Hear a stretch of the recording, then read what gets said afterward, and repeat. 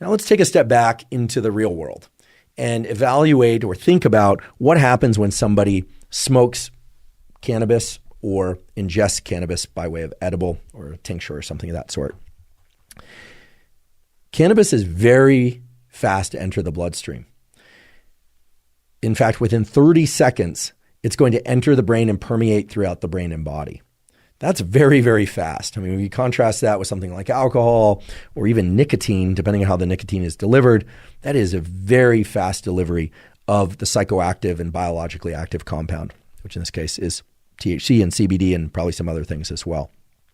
So within 30 seconds, it reaches the brain and bodily tissues.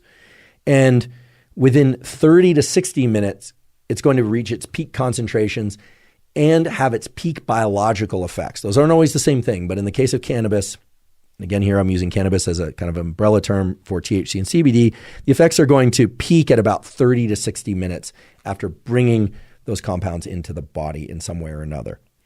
And the effects tend to last anywhere from 3 to 4 hours, although there's some variation on that depending on individual metabolism, whether or not somebody is familiar with the compound, believe it or not, psychologically familiar, but also biologically familiar, or whether or not it's a first-time use or occasional use and so on.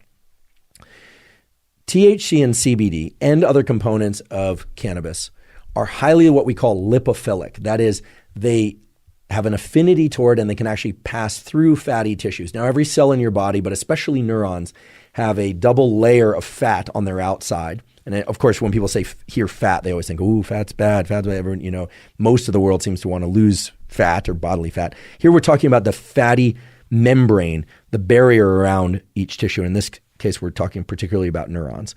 And THC and CBD and the other components of cannabis are highly lipophilic. So they can get into essentially all cells just simply by flowing into them. They